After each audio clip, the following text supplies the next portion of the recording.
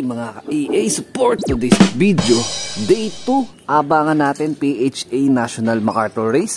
So ang update, kaka-check ko lang sa clocking system. 10 na yung nag-clock pero not verify yung huli sa dalawa. So possible clear is 8 na. Ayan, so nakita ko yung pangalan ni Idol Benito Goke. Ayan. So time check muna tayo, 7:17 AM. So nakapaglinis tayo lahat. Hindi muna ako nagsimula mag-vlog. Tinapos ko muna yung mga task ko dito sa loop. Yung pliers loop, malinis na syempre. Breeder's loop, ayan, malinis na. Tapos meron akong magandang balita, update dyan sa Breeder's loop. Patungkol nga dun sa pinapayaya natin na itlog ni Miss Puyo. Ayan, so today is Sunday morning. So Palm Sunday ngayon dahil magmamahal na araw na nga next week. So, bukod sa mag-aabang tayo ng National MacArthur Race, meron din tayong training sa SJDM RPA Santa Rosa, Laguna. Yung dalawang warrior natin, si Venom at saka si Natalia. Ayan, medyo nakalimutan ko na yung pangalan niya. Ang naaalala ko lang kasi si Miss Puyo eh. Ayan, so, update tayo. So, hanggang mamayang 5:30 pa possible yung abangan natin para sa ating day 2. So, speaking of Reiso, ayan, shoutout kay Master Reiso. And congrats sa dalawang clock niya. First clock tsaka third clock is Master Reiso. So bukod doon mainit na usapin na yung mga nagpo-post na meron daw silang Reiso na bloodline. So speaking of, may igulo tayo doon. Siyempre meron din tayong Reiso. No, kahit hindi pa naman pumuputok yung pangalan ni Sir Reiso ngayong MacArthur, nababanggit ko naman sa vlog na meron talaga tayong Reiso line. Ayan. So ito yung foundation natin na Reiso. May pasok rin to ng Jumbenko. Ito yung mga abuyog late natin. Ayan. Meron na tayong mga nakasuksok na panlaro sa susunod na South. Ayan. Kapares niya si Batusay. Ayan. Shoutout sa mga lahat ng merong Reiso line. Ayan. Pero hindi ko sinasabi na bakit meron tayong Reiso line. Magcha-champion na agad tayo. Pero syempre nasa kamay pa rin natin yung possible na kahihinat na ng karera natin. Diba? Maraming factor conditioning. Tapos sabay breeding. Ayan. So maraming yan. So speaking of Reiso, ito is rektang anak na to ni Batusay tsaka no Reiso. Full sibling to no Katbalogan Daybird natin na si Mina to. So tinanggal ko na siya doon sa pliers loop dahil masyado na siya magulo doon. Binabaraw niya lahat ng mga ibon natin doon. At speaking of Reiso or si Red Batusay, ito yung kapares ni Miss Puyo nung during na minomotivate natin siya. Tsaka kinokondisyon sa ating National MacArthur Race. Ayan. So, meron silang naiwan dito na unang clutch na hindi natin sa kanila pinalimliman, which is nandito. No? Ang may hawak niyan o ang nagpapalaki is si Imbrick. At saka yung Japan line natin na Dagit. Ayan. Na sa atin na tumira. No? Kahit pilit natin pinapawalan, sinasama sa training para makaalala kung saan man siya nakatira. Sa atin siya tumira. Actually, napaderby ko pa yan. Naging vegan finisher pa natin. So, ito yung unang clutch nila. Ayan o, parehas pula. Nakasingsing na yan nung umpisa nung club ring natin sa BFRC. Kaya lang yung isa, natanggal yung singsing, di ko na na-retrieve. So, naging senaryo, pinalitan ko na lang ng commercial ring. Pero pareha yan panlaban sa South Maasin race sa BFRC.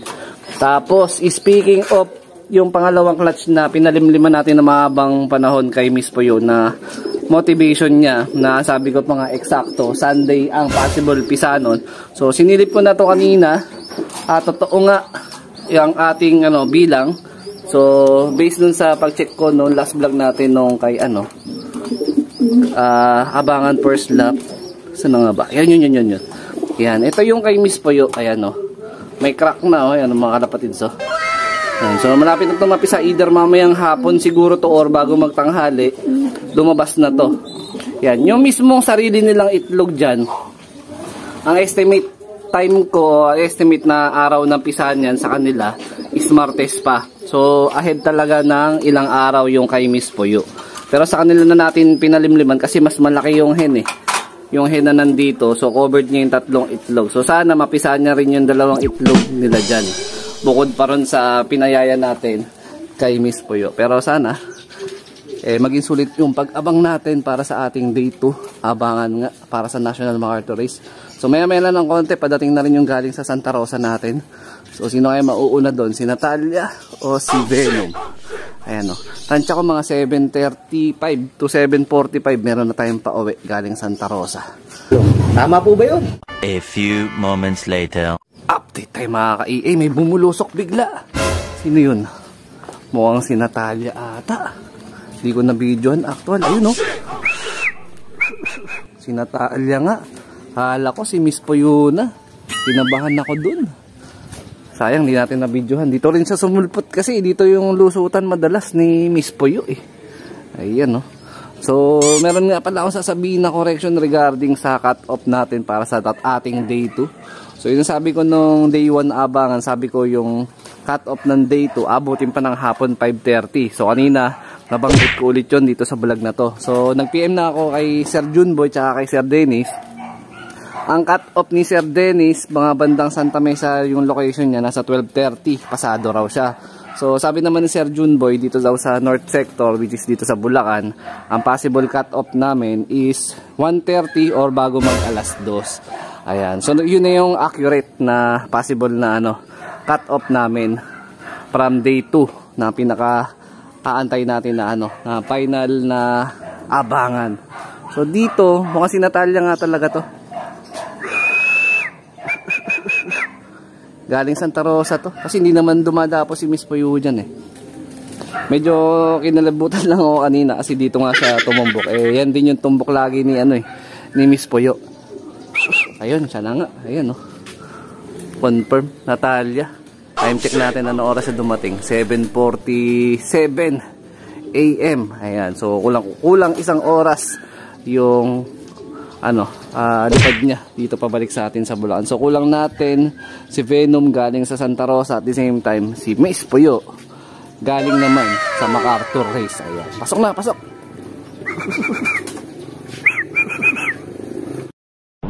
Yan mga ka-EA, meron na tayong dumating. Second bird natin, narinig ko.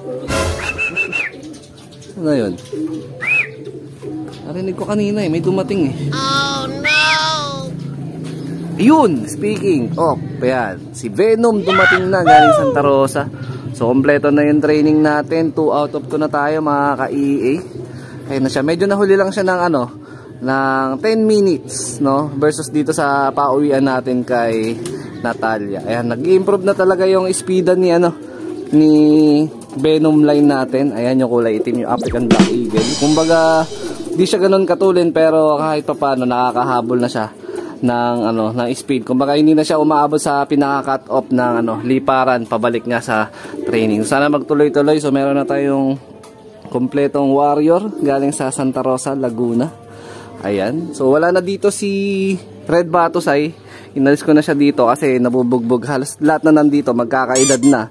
Maliban na lang dito sa dalawa natin na hen na nilalaro ng training, no? Yung bagong dating si Natalia at si Venom. Ayan, sila na yung pinakamagulang. Okay, so silip-silip muna tayo sa possible na area arrival ng ating ibon. Wala talaga. 75 years later. Okay, time check natin 11:30 AM. Ayan, halos konti na lang yung kinukublian ko. Aabutin na ako ng init dito sa may tapat ng bahay namin. So based sa sinend sa akin na forecast ni Sir Junboy Cabahug, ang possible talaga na magiging cut-off namin is nasa 1:30 PM. Ayan, halos magkalapit lang naman kami ng LOP. So yung forecast na kinuha niya sa invitational ng ARPCI. Kasi dun sa MABC ng PHA National Race, walang actual na cut-off o forecast. Yun. So as of kanina, pag-check ko nasa 25 na yung nakapagpaklak sa aming national race 13 season dito nga sa sinalihan natin. So meron na lang tayo nalalabi na 2 oras mga kalapatids. Oh, no! So tuloy sa 2 oras na yan magpakita na at sumulpat na si Miss Poyo. So nag-check na rin ako sa Google Map. So nag-trace ako ng possible travel time mula dito sa San Jose del Monte, Bulacan, papunta nga dyan sa Santa Mesa. Sa PHA Club, nasa 1 hour and 20 minutes ang possible na natin biyahe. Consider sa kasama na yung traffic. Ayan, total nakamotor naman tayo. Siguro tingin ko aabot tayo dun sa 2 hours na yon. Kung sakali makakapag-clock at makakahabol tayo ngayong araw na to, day 2 ng abangan. Ayan mga kalapatids. Check natin kung naipisa na ba yung yung itlog dito ni Miss Poyo. Tama po ba yun? So ito mga kalapatids, kanina mga bandang alas 8 is may crack na yung itlog. So ngayon is alas 11 pasado na. Pisa na ba? Hindi pa. Ayaw pa lumabas. Ito ba yun? Ito nga yun, oh. Ayan, oh, yun, oh. Nararamdaman ko, ano, may gumagalaw. Ayan. Ayan, oh, may sumisilip-silip na. Ayun. Ayan na. Kung possible palabas na to. Kaya muna natin hanggang mamaya. Baka hapon siguro. Mapisa na yan. Time check natin, 1:00 impunto, tanghalin tapat na. So 40 minutes na lang mga ka-EA, cut off na, game over na tayo. So nasa 25 na yung clock, yun mga kalapatids.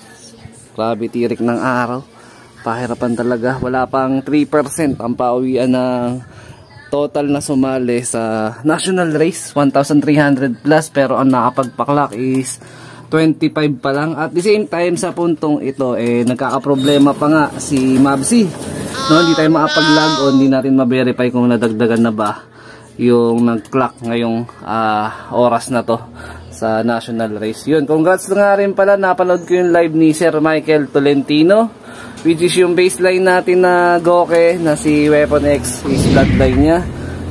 Yun din yung bloodline ni ni Batusay, no? So congrats po Sir Michael Tolentino. Hindi ko lang sure kung ano yung bloodline ng pauwi niya ng MacArthur ngayong araw. So congrats po. Yan, sana all. Ayan. So konting konting minuto pa mga kalapatids. Kapit lang, kapit.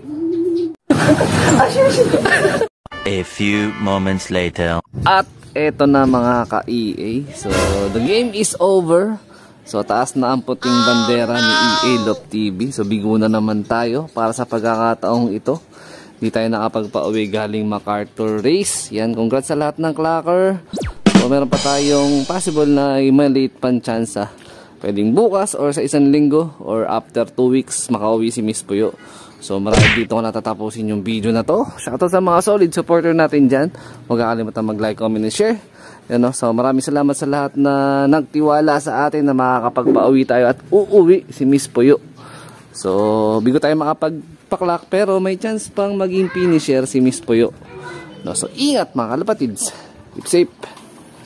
God bless.